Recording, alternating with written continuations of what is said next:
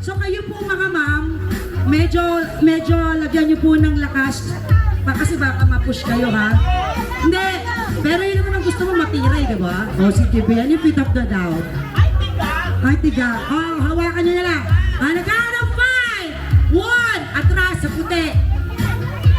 Sa puti. Di marunong mag-follow ng instruction.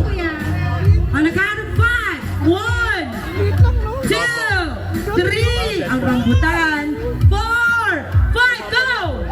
Luma na.